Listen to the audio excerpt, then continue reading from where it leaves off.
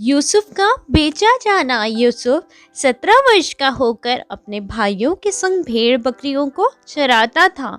वह अपने पिता की पत्नी बिला और जिल्पा के पुत्रों के साथ रहा करता था। यूसुफ एक छोटा सा बच्चा जो कि अपने भाइयों के साथ यहाँ पर अपने पिता का जो भी कार्य था वो संभाला करता था। याकूब अपने सब पुत्रों से बढ़कर यूसुफ से प्रीति रखता था। याकूब जो है सबसे बढ़कर जो है यूसुफ को ही प्रेम करता था, क्योंकि वह उसके बुढ़ापे का पुत्र था। हमें कोई ना कोई सहारा चाहिए होता, वैसे ही परमेश्वर ने जो है यहाँ पर उसके पिता को ये आशीष दी कि वो उसके बुढ़ापे का सहारा बने, और वो इसीलिए उससे वो प्रेम करता था और उसने उसके लिए रंग बिरंगा अंगरखा बनवाया। परंतु जब उसके भाइयों ने देखा कि हमारा पिता हम सब भाइयों से अधिक उसी से प्रीति रखता है, तब वे उससे बैर करने लगे और उसके साथ ठीक से बात भी नहीं करते थे। उसके भाई अपने पिता की भेड़ बकरियों को चराने शिकेम गए।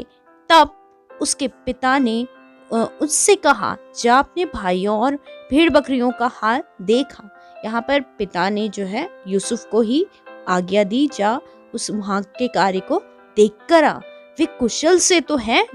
यूसुफ सिकेम में आया और इधर उधर भटकते हुए उसने एक मनुष्य से पूछा, कृपया मुझे बता कि भेड़ बकरियों को कहाँ चरा रहे हैं।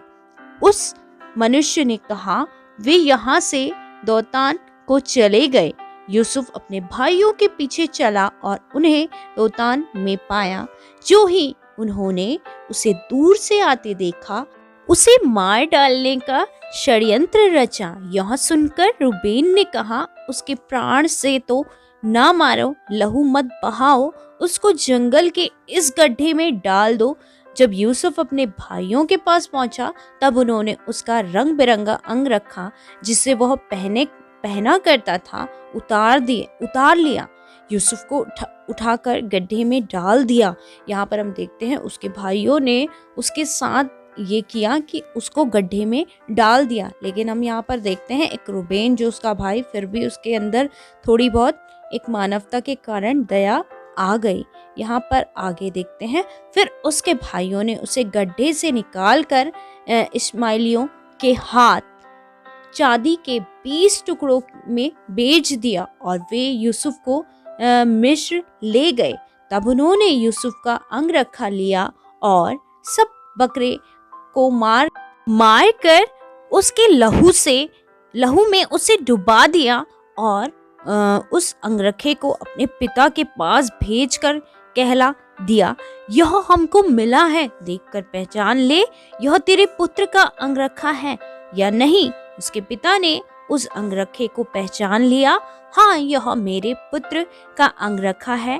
तब याकूब ने अपने पुत्र के लिए बहुत दिनों तक विलाप करता रहा और मिद्यानियों ने यूसुफ को मिस्र में ले जाकर पोतीपर नामक फिरौन के एक हाकिम और अंगरक्षकों के प्रधान के हाथ में बेच दिया। तो हम यहाँ पर देखते हैं कि परमेश्वर सबके लिए एक बड़ी योजना बनाकर रखता है।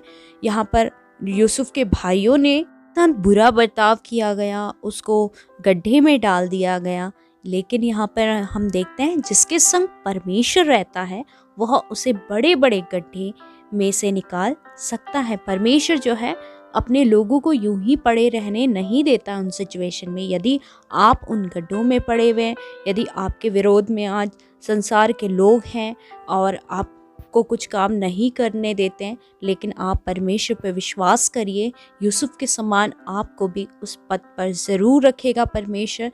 यदि हम उसमें बने रहेंगे, एक नम्रता के साथ हम उसमें चलेंगे, तो वो ज़रूर उन गड्ढों से हमें निकाल कर उस अच्छे स्थान में परमेश्वर हमको ज़रूर रखेगा। विश्वास करिए कि आप भी उन गड्ढों से निकलेंगे। यदि तब ही आप उन गड्ढों से निकलेंगे जब आप परमेश्वर के ऊपर विश्वास करेंगे, संसार पे निगाहों को ना रखकर परमेश्वर की तरफ अपनी दृष्टि को रखेंगे। चाहे आपके जीवन में कुछ है कुछ नहीं है, जैसी भी परिस्थितियाँ आपके जीवन में क्यों ना चल रही हो, लेकिन परमेश्वर पे विश्वास करें और प्रभु की तरफ को अपनी दृष्टि को रखें, क्योंकि प्रभु जो है आपके लिए बड़े-बड़े प्लान्स बनाएगा, आपको उन गड्ढों से निकालेगा, उन बुराइयों से निकालेगा, यदि आप परमेश्वर के प्रति वफ़ादार हैं